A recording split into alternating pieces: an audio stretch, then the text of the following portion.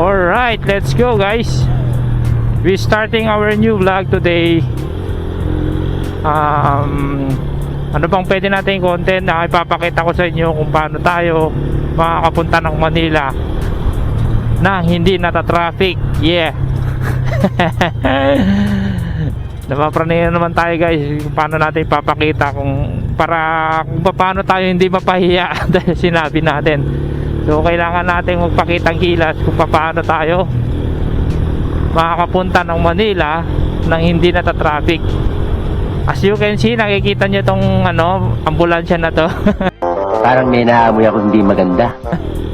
Alam kong hindi pwedeng sumunod dyan, pero hindi pa siya emergency, walang tumutunog. Ayun o, kung may naririnig man kayo, mali ko. Wala akong naririnig na may tumutunog, maliban na lang kung i-edit nyo. Yeah. Ayan na. Sundan na natin to, men. Kaya lang, siguro ito City of General Trias. Along dito lang to, dito lalabas ang Manila, men. Kaya ano lang tayo, sundan lang natin siya kung saan tayo, hanggang saan yung mapapakinabangan natin sa kanya. Diba? Woo! Ano ka nasisira, ulo? Wala, di tayo nakikita, Paps. Pwede yan.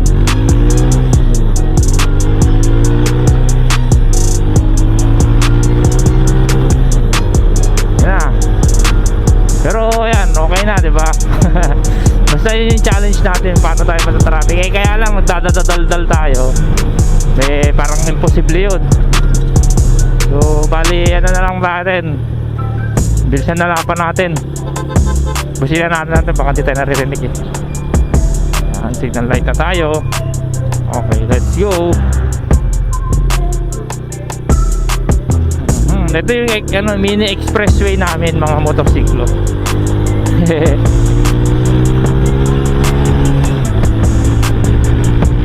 Ito lang takbong takbong 90 lang tayo.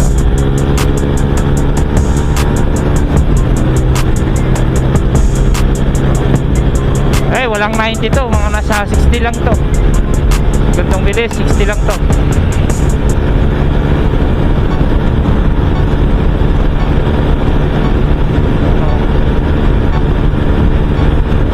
Sarap pagpatakbo.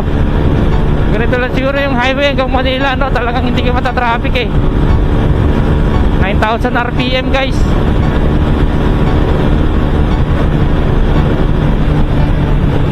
Diba? Ayun o. Wala mang naririnig yun din, pati yung hangin. Pero para sa akin na ako yung nakasakay dito sa motorsiklo, mabilis na siya, natatakot na ako. Ganun.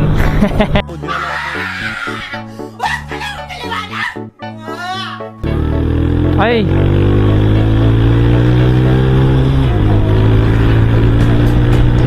Yeah! Pinagbigyan tayo ni Jeep.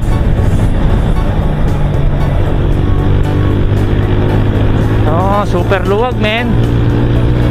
4 lanes. 5 lane yan, pero 4 lanes.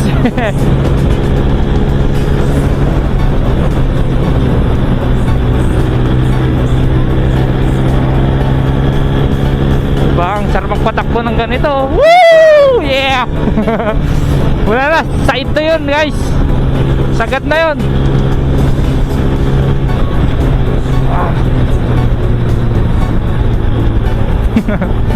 Yun na yung pinakamabilis niya. Wala na. Parang kumbaga sa Raider, parang 4th gear pa lang. 4th gear pa lang yun guys. Huwag kayo iiyak. Wala na kasing visor to eh. Parang naiilang ako mag video pagka may ganito. Dami nakakita ko. Pero magpaparayag tayo dyan, boss. Nakikita tayo dyan.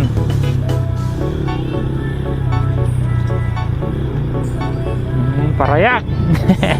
Hala si sir, 5-5 na. Ang luwag ng kalsada, men. Anong oras tayo umalis doon? Tansya ko alas 9 sakto eh. Pero parang hindi, parang 9:05 mga ganun. 9:05 oh, anong oras na? So, we are consumed 13 minutes. Yeah. Siguro sakto makakarating tayo doon mga Ang intindi ito, Pilipit ang dila nito. 9:40. May araw talaga ng traffic, yung meron ding araw na wala. Gaya ngayon, pero pagka Lunes tsaka Biyernes, di mo rin masabi pag Biyernes eh. Biyernes minsan maluwag eh. Kasi palibhasa yung mindset ng mga tao pag Biyernes rush hour. So minsan may sinagahan nila or sila, nagpapa-delay sila. Diba, may lakad sila ng may plano sila na pupuntahan, gano'n. Instead na alos sila ng Biyernes kasi nga rush hour, na lang, masagahan nila, possible na Webes, gano'n. Paano masabi? Sabado, magpapadelay sila. Pero yung iba naman, mindset nila, alam na nila yung yung nagkapatong-patong na yung mindset nila eh. Ang gulo kausap.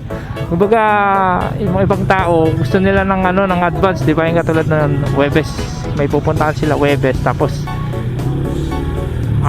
Sabado, ganun. Wag lang yung Biyernes. Pero yung iba naman, ayaw nila ng Webes kasi nga lumipat na yung ibang yung mga tawag dito, lumipat na yung nila, yung plano nila. Utang. Sorry. Gago! Ginawa na nila ng Biyernes ulit para mahati yung rush hour. Yeah! Ewan ko kung tama yung pinagsasabi ko, pero putang na, napapraning na naman ako ngayon, men. Wala kaming pakialam! Riverside. To project nila, bilyar. Ayan. Pero bawal talaga motorsiklo dito eh. Hindi ko alam kung bakit binuksan to. Para sa mga nagmumotor. Siguro election kaya binuksan. Pero after election baka hindi na pwede yung mga motor dito, puro sasakyan na lang, mga kotse na lang, mga private vehicle na lang siguro pwede dito.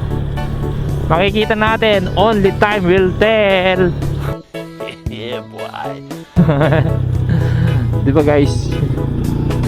Pero sana buksan na rin to, pwede na rin sa mga motor para less hassle. Laking pakinabang nito lalo sa mga nagdi-deliver. Hindi tayo matatraffic ng gusto.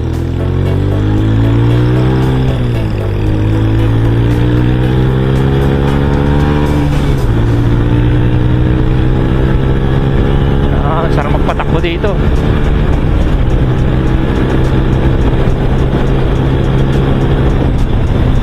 Yeah! So, yan. Dahil naka-video tayo, hindi tayo pwedeng umovertake. We must follow the rule. Oh, it's 9:39. So, imposible talaga mag 9:40. Bali kung totoosin ang biyahe natin is parang almost 1 hour. Meron checkpoint dito.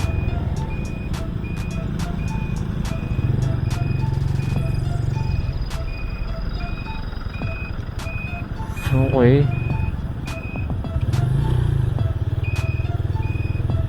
Okay, sir.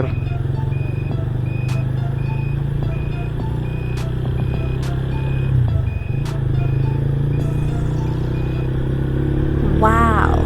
Medyo ako dun medyo kinabahan ako ng dun tugog, mga ganun ako, medyo natahimik ako dun puta na wala yung pagdadadaldal ko dun Siguro pagdating ko ng Evacom, doon ko natatapos yung video natin sa may intersection ng Evacom kasi traffic na so kakain pa to ng storage, although kaya naman ng storage natin. Wala traffic talaga hindi natin ma-hit yung yung 40 minutes challenge. Huwag kayo iiyak. Yun, that's it guys. Hanggang sa muli. Alright, let's go.